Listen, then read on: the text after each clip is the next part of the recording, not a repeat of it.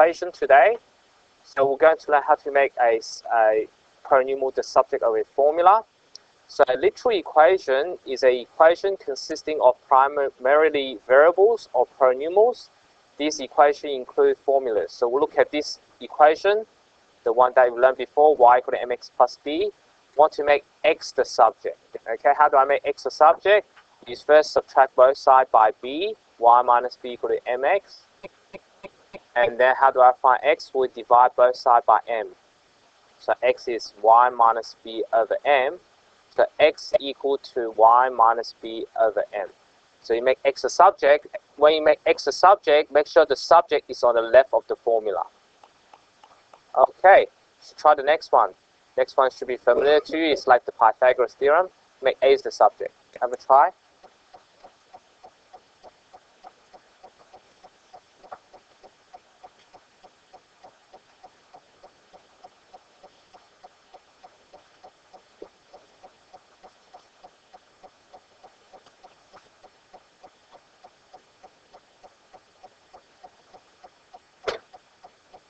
Okay, hopefully try the next one. Make a the subject. So what you do is you subtract both sides by b squared first.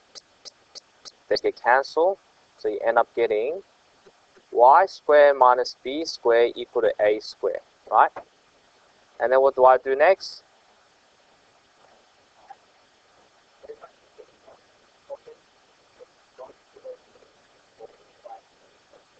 Okay, check that later, please. I need to teach. Okay, thank you. I'll remind you, check email after this. Okay, I'll remind myself. Okay, now, then you swap them. A squared equal to y squared minus b squared. And then you square root. And when you square root, you put plus and minus. All right, pretty easy. Okay, good. All done? Okay, let's move on to the next question. Now, why do I need to learn this? Because they will know in a function there are domain, and some of these, there are restrictions on the variable. So the next question, we'll look at the restrictions. So let's look at the next one. Look at this formula, y equal to a times b squared. Are there any restriction on a, b, or y? So what you do is, a could be anything, any number. And then, what else? Y could be any number. I think there's no restriction. So you say no restriction. I think that's the answer, no restriction. Because you can put anything into Y, put anything into A, put anything into B. However, things will be more complicated when you make A the subject. Let's see what happens when you make A the subject. Actually, you put A the subject. So you put A the subject, that means y over b squared equal to A, right? And then let's write it here, A equal to y over b squared. So the question is, any restriction on b or y? Anyone want to have a try?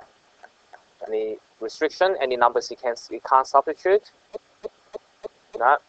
0 into which one? Yes, very good. So b cannot be 0. That's the only restriction. Remember, whenever polynomials are in the denominator, the denominator cannot be 0. That's the only restriction. All right, next we're going to make b the subject.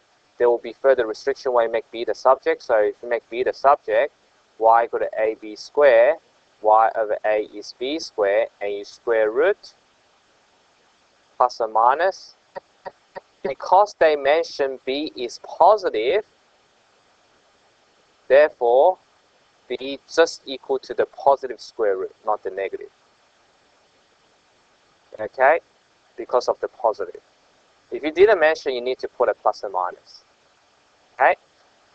Right, and then you say, if y is positive, are there any further restriction on a after rearranging b the subject? If yes, what are they?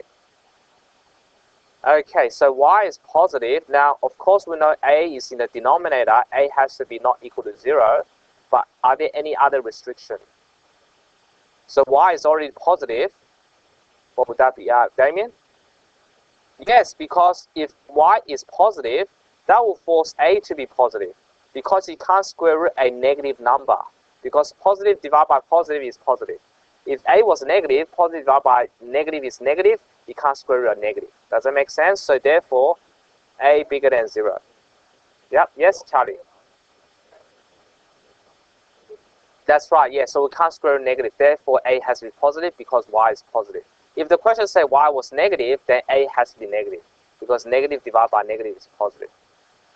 All right, that's done. So in this exercise, so you have to look at the restrictions after you make things the subjects.